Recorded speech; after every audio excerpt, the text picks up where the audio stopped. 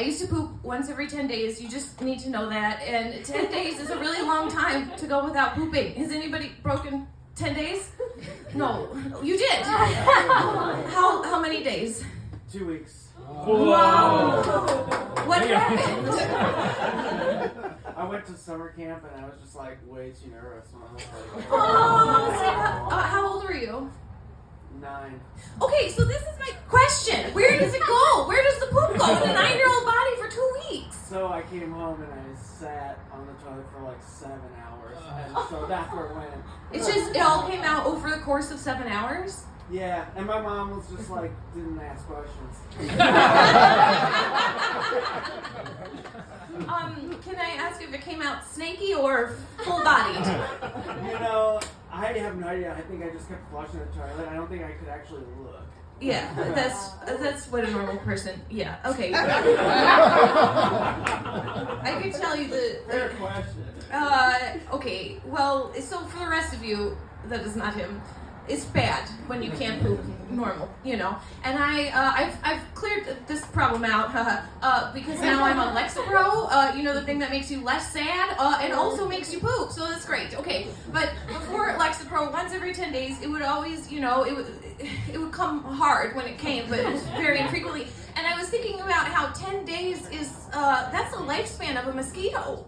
A mosquito gets born and falls in love and goes to college, and then dies, and nothing's come out of my butthole, It's weird, man. So anyway, okay. So when I graduated college from the University of Wisconsin, obviously the best place on the planet. Any Midwesterners in here? Yeah? Oh, a shit ton. Amazing. Where? Ohio. Oh, that's the best one. It says everything you need to know about the Midwest. It's just 2 O's and a hi. What about you? Wisconsin. You're Wisconsin? Oh, great. Did you go to Madison? No, I had friends that did. Oh, great. Yeah. I mean, I just think it's such a charming place. We really put the open opioid addiction. And I know this is my boss right here. I'm talking about my little butthole in front of my boss. Got another one in the back. Also, this guy was on an episode of Lele behind you. Yeah, anyway. All right, you guys don't talk yet. Talk later. Okay. That's a show that I work for. I shouldn't have derailed us like that. Anyway, Midwest. I graduated. Okay, I thought we were going to clap. That's okay. I graduated and then I was like, I want to be, I want to go be a comedian. I want to go write comedy for TV, and I don't know how to do that, That's not my plan. I'm supposed to coach softball here in Wisconsin, or, maybe become a stripper in Eau Claire, named Potato Legs.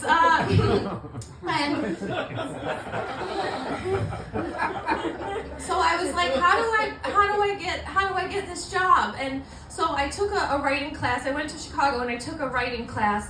And then I started applying for internships as a graduate, which, if you've ever done this, it's humiliating. You're like, I'm so old. I'm 22 and a half. So I decided to write a crazy cover letter for this one internship at a show that used to be on called The Colbert Report.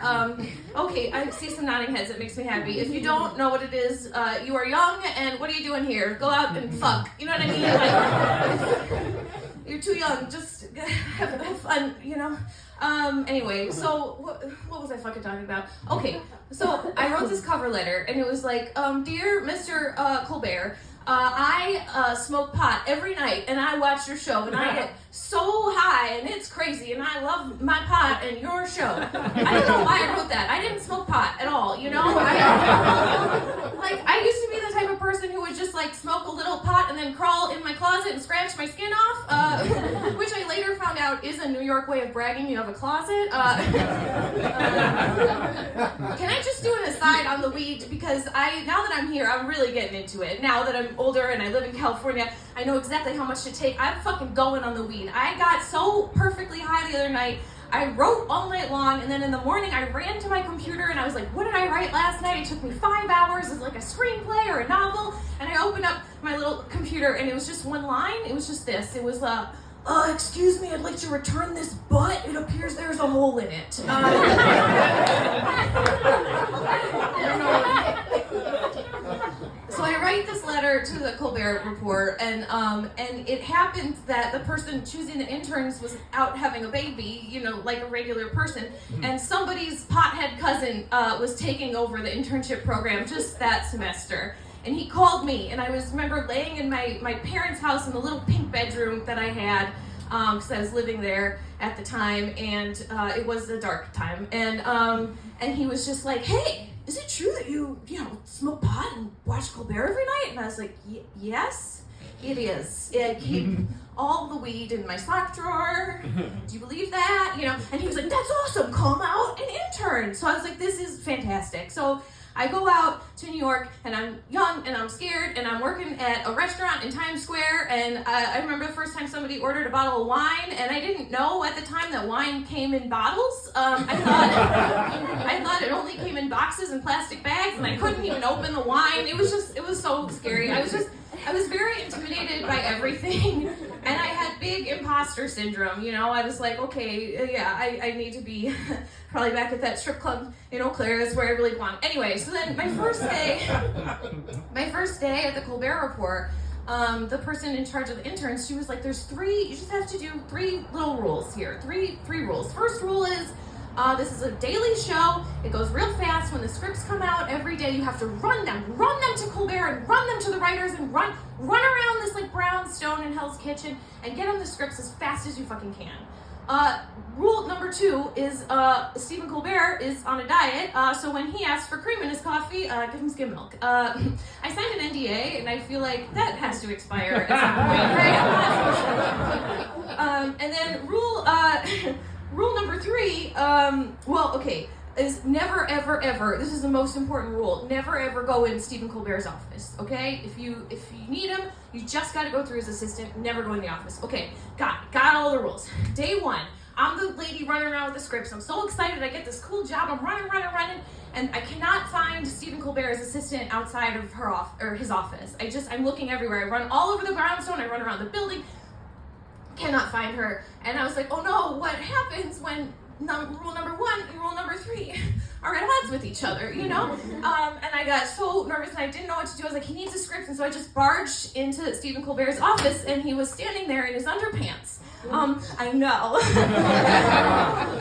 And they were blue and white checked, and he looked pretty good, and but I was so scared, I was like, oh no, I'm fired. I have to go home now. I have to go back to Wisconsin, and they're not even going to let me be a stripper. I'm going to have to start at the cheese curd fryer. Like, this is bad. And I was just like, here's your script. And I was so scared, and he just looked at me, and he's like, ha, do I look ready to go on set? Oh my God, he was so wonderful and kind and nice. I was so relieved and so happy. And then I tried my butt off all semester to try to like make up for that bad thing that I did. And I worked so hard. The other interns, by the way, were like dropping like flies. Like, have you ever interned and you're like, okay, I'm being a little long on this story. I'm really just taking some detours. Is it okay if I do? Oh, you know what? This is our show. I'm doing a couple extra minutes. Yeah. So these fucking 22-year-olds or whatever, there was this one guy we used to call Do-Walk-A-Do, because he would just walk into a room in the middle of a meeting where real grown-ups were doing stuff, and he would just be like, Do-Walk-A-Do, Do-Walk-A-Do. And I don't even remember his name now. I just know him as Do-Walk-A-Do. I'm like, that guy's not getting hired at the end of this internship. One lady was like, I'm just doing this so that I have a more well-rounded resume for when I apply to the UN. Get the fuck out of here. UN? Go. What are you doing? Get out. And then my best friend at the show, he's my writing partner still. He every time he would try to talk, he would like almost cry from nervousness, So I was like, well, you're fucking out, man. I love you, but you're a fucking idiot, And then it was just like the only 2 good interns were like me and my friend Rachel. Rachel was great. We liked each other a lot. We were both the people that like got it, So the semester's going on. I'm like, you know what? Maybe they'll hire me and Rachel when this is all over. Like, this is looking really good. So it's our last day of the internship, end of the semester. And there's they cater this huge big party on like the lowest floor of the Colbert Report. And everybody's there, from like the lighting guy to the writers. It's just like everyone. It was so many people. and we were all eating, and there's one bathroom down there, okay? We were eating, and then I felt it, you know? Yeah. You know, it was 10 days, you know? It was time. My butt baby wanted to be born, you know what I mean? So I had to go. I went to the bathroom. I couldn't make it up any. If I had made it up any stairs, this would be a different story, you know? Just little poop sip. Anyway, so I go to the bathroom, and the good thing about when you poop only once every 10 days is it comes out real fast, you know? It's ready. So I sit down, and it comes out, and I flush, and then I get up and I wash my hands and I look at the toilet, you know, and I see that there is just a football-sized shit that has not even begun to go down the toilet. And then I hear a knock at the door, and it's somebody like, "Hey, everything okay in there? Just somebody else needing to use the bathroom." Okay, what do you do? Do we all do the same thing, right? You get a bunch of paper towels and you cover your arm and your hands. There were no tools around. There was no plunger. I got in there, and I just fucking got down, and then I just had to punch it, you know? Punch your poo. So I punched my poo. I punched it, and it broke in half. And thank you. And then thank you. And then I flushed, and then I went and washed my hands real good this time, you know, all the way up to the elbow, and I looked back to say bye. And, well, half had gone down and the other half didn't. So then I had to, you know, put on, by this point, people are knocking. There's like a line. There's a line out there. It's a lot of people, a lot of guys being like, "Hey, I got a big leak," you know, and I'm like, "Oh, just a minute." And I covered my arm again, and I had to get in there, and I had to punch it again, you know, I had to punch it. This time I was more demoralized, but I got it down, you know, and then, so then I washed my hands again. I want you to know that I washed my hands a lot this day. And then we're in a small place. I just want you to know that it was a long time ago. Anyway, okay, so then I leave the bathroom, and there is quite a gathering outside the bathroom, right? So my friend, the intern Rachel, was like, "What happened to you in there?" And I was like, "Oh, she's like, "What?" And I was like, "You know, I'm just sitting there, punched my poo," you know? And she was like, "You punched your poo?" And at that moment, Stephen Colbert walked by, you know, and he just stopped, and he looked at us, and he goes, "What?" And then I remember from my first day what a great sense of humor he had when I walked in on him in his underpants. And so I was like, yeah, I was in there and I was punching my poo. And he just nodded at me and walked away. And